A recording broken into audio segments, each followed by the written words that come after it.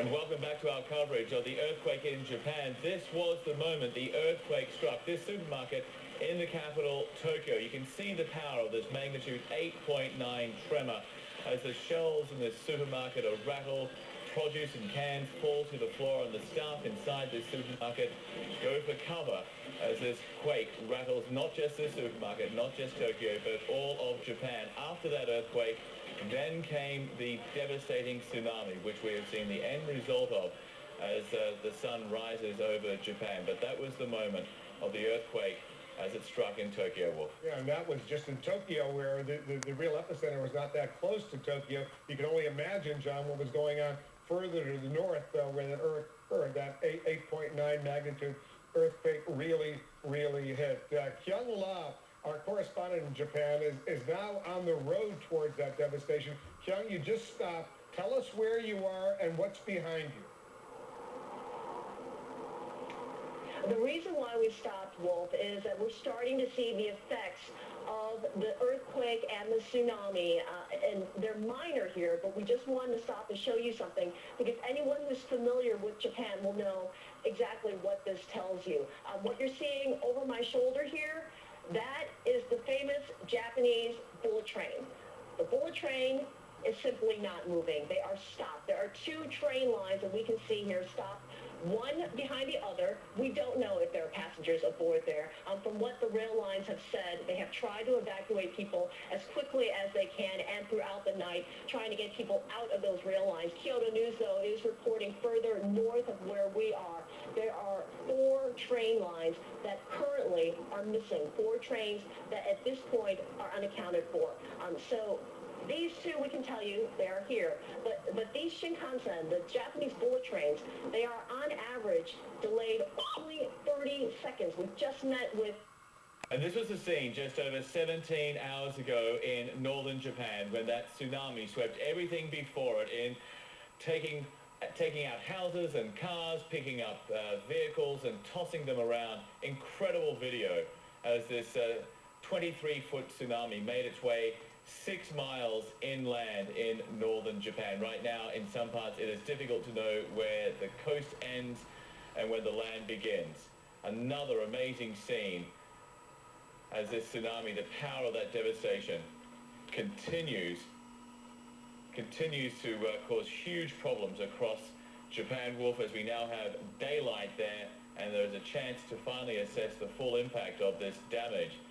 And just look at those images. They really are extraordinary. Yeah, look at this is really shocking, this video that we're seeing from the devastation from the tsunami. This was land, but it's now all water. When you think about the waves coming in, let's say at 10 feet or whatever, and the waves coming in at this powerful rate, not just a wave, but for long distances, and the water that's just thrust on the land, destroying everything in its wake. It's really heartbreaking to see this. And among other things, Japan's Kyoto News Agency is now reporting that some radioactivity may be leaking from a nuclear reactor north of Tokyo. There are concerns right now that in the aftermath of the earthquake, this reactor may be losing its ability to adequately cool its core. Our Homeland Security correspondent, Jean Reserve, she's monitoring this situation for us. Gina. An American working inside told his wife of falling lights and windows. Everything was shaking, and next thing they were told to get out, leave, evacuate. 3,000 people living close to the plant were also told to get out. So far, they have not seen evidence of radiation leaks, but obviously you've got to take all potential precautions. When the quake hit, the reactor automatically shut down. But power coming into the plant was also disrupted, shutting down the system which cools the reactor core. The quake was centered off Japan's northeast coast. It's about 200 miles from Tokyo, but it shook cities and villages along a 1,300-mile stretch of coast. Right now, Japanese officials say hundreds of people have been killed, many more are missing, and a developing situation right now. Radiation levels have surged outside a damaged nuclear power plant. The massive tsunami swallowed entire villages on Japan's northeast coast and left others burning through the night. The 23-foot wave, triggered by the largest earthquake ever recorded in Japan, swept away cars, boats, and buildings. In one coastal town alone, 1,800 houses were destroyed or badly damaged. Police of the city of Sendai have already counted some 300 bodies. Hundreds more are missing. The 8.9 magnitude quake, centered about 240 miles northeast of Tokyo, hit just before 3 o'clock. It was so strong, and the undulation of the earth was so powerful that we actually had to kind of hang on to the outside of our house. Large buildings shook. The Prime Minister felt it inside Parliament. More than 4 million buildings in and around Tokyo are without power. My workers are all just staying in the office. They can't get out. There's no trains going anywhere. A massive fire raged at this power plant, and authorities have evacuated thousands of residents living near a nuclear plant where the reactor's cooling system has failed. President Obama says one U.S. aircraft carrier is there, and the second on its way to help. Our hearts go out to our friends in Japan and across the region. Take a look at this. The shaking caused large chunks of the ceiling to come crashing down on the concourse at one of the terminals. Now, a lot of people realized what was happening. They got out of the way. Nobody was hurt there. Those canceled flights now are affecting travel here in Los Angeles at LAX. Hundreds of passengers were on hold until inspectors checked out Japan's major airports. Well, when the Tokyo airport reopened, Korean Airlines was the first to resume flights there. But most passengers are going to have to spend another night here in Los Angeles, and they probably won't be able to get a flight to Tokyo until tomorrow. The center of that earthquake, and watching that torrent just sweep away the dirty debris, the water there, the wall of water up to 30 meters high, sweeping away cars, ships, homes, entire communities. Utter devastation. It is a sea of liquid destruction, water, mud, and debris. And the earthquake was horrible. But in the end, the damage from the tsunami may be far, far worse. So devastating. And as you see these pictures, you see the cars, you see the devastation. You can only imagine the people who have been killed by this earthquake and tsunami, the people who have been injured, and the hundreds of people, if not thousands, who are still missing. We've seen various reports. We've seen various reports of a lot of people who are missing, whole towns, simply leveled areas near the epicenter that have been destroyed. And Mourning already over not just what happened in Tokyo, but in those areas that seem to be absolutely wiped out. I think the scale of the devastation is only just starting to dawn on people. All of the trains were cancelled in Tokyo last night. A lot of people spent the night in the office, and a lot of people haven't got home yet. But as the dawn has come and the trains are about to restart, I think people are going to get home, get some rest, and the TV pictures are just staggering what we're seeing up in northern Japan. And also a lot of the areas that we didn't see last night, but with the morning light, helicopters flying over, we're starting to see fresh pictures, and the devastation up there is just incredible. Are we, have the authorities told people yet whether all the aftershocks are done? Do we know that for sure, or is there a possibility of more to come?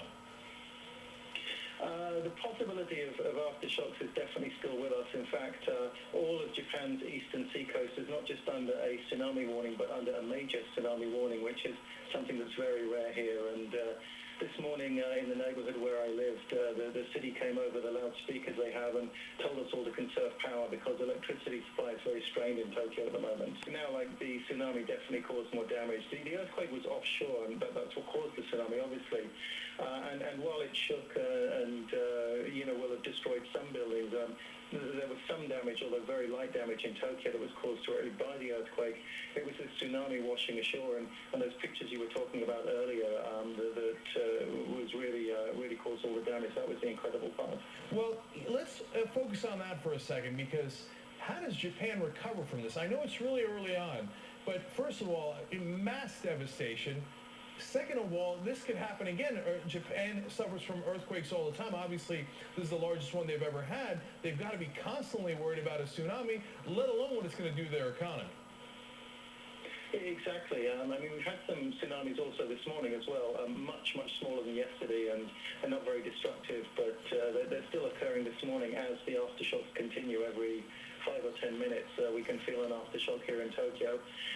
This is something that Japan has faced in the past and something that Japan has coped with in the past. We're talking about a large impact to the economy of Japan. It's still a little bit too early to tell just quite how long it's going to take for the economy to bounce back from this. It will definitely have a large effect on the country, but yeah, it's the nature of Japan. It knows how to live with this kind of thing, and it knows the way to recover. But Martin, I was just reading a financial report before all of this happened about Japan, saying that their deficit is totally out of control, maybe beyond repair. And now with this added on, is it possible that this deals an unrecoverable blow to the economy? I'm not sure. I'm not sure it will be unrecoverable, but the size of the blow could definitely be very significant. You're right. Japan does have a lot of economic problems at the moment. The economy is in stagnation, and this will deliver a huge hit to the economy. So I haven't seen any figures yet. I don't think anyone's got around to crunch in any possible numbers, but yeah, it's going to have a large effect on the economy for sure. One last thing on the psyche of Japan, right? God, they have suffered through so much, whether it was obviously the nuclear bombs during World War II, it's the constant earthquakes, some tsunamis, etc. Does it make it more hardened to this? I mean, you can't possibly be ready for something like this, but do they feel besieged in some sense historically? I'm not sure the sort of the feelings that came in the war have anything to do with this, but natural disasters are something that occur frequently in Japan, whether it's earthquakes, tidal waves, mudslides at different times of year during the monsoon rains and things like that. People are very aware of the devastation that natural disasters can cause, and Japan does a very good job trying to guard against it. It has very good warning systems. But yeah, at the end of the day, the Japanese people know very well that you just can't fight nature. All right, Martin Williams, thank you so much for joining us. Really appreciate it. I appreciate the report. Now joining us by phone from Tokyo is Tom Bayer. He's been living in Japan for over 20 years and was with his wife and 2 small children when the earthquake struck. Tom, tell me about how it felt. Did you have a sense of how gigantic this was as it was happening? Well, I've been living here over 25 years, so just as the previous person was speaking, I mean, we learned to kind of live with these experiences, but I mean, this one just was completely different level. I mean, the length of it and the power of it was just overwhelming compared to what we've been through in the past. And the aftershocks, I mean, these aftershocks have just been continuous. Only within about the last hour, and it's 8:30 in the morning, to put in perspective, the earthquake hit around a little bit before 3 o'clock in the afternoon yesterday. The aftershocks have been just continuous all night long, all day long. I mean, like almost never ending. And so I've never experienced anything like this in 25 years. Tom, I live in LA normally, and I live in a high-rise, and we've suffered some minor earthquakes while I've been there. And it's scary as the building sways back and forth. You got your family there, you got your wife, you got your kids. What did you do at that moment? Well, I've been in the same situation when I've been in the high-rises, but then I've been actually now at ground level where my home is. And the feeling is magnified almost 10 times. It was scary. I've got 2 little boys, a 2-year-old and a 5-year-old.